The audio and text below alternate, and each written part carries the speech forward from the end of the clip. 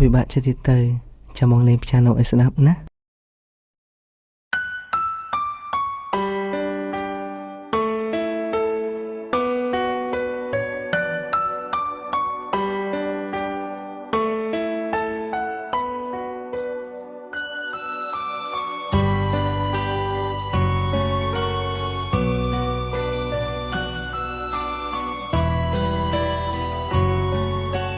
បើសិនជាថ្ងៃណាមួយអូនរៀបការជាមួយអ្នកផ្សេងណាមិនមែនជាបងតើបងគិតមិនបើសិនមានថ្ងៃនោះមែនបងនឹងដេញព្យ៉ាណូអូនស្ដាប់រហូតដល់ស្លាប់យើងទាំងពីរសូមសន្យាថាស្រឡាញ់គ្នាអស់មួយជីវិតស្រឡាញ់អូនខំស្មោះអូនបងឈឺត្រង់ក៏ធ្លុំមិនលឺអូនថាបងព្រមតែស្មុំភ្លេចខ្លួនរហូតដ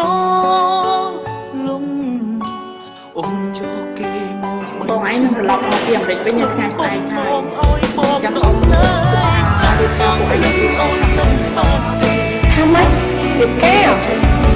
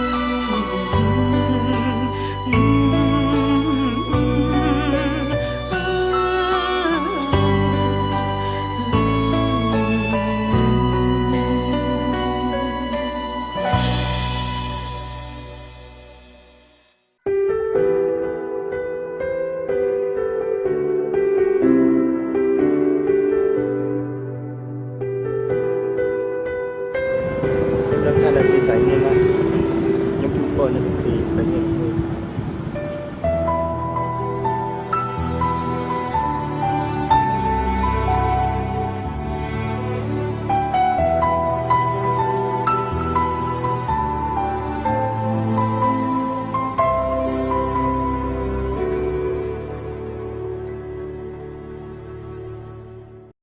មានស្បាយគឺមានមិត្ត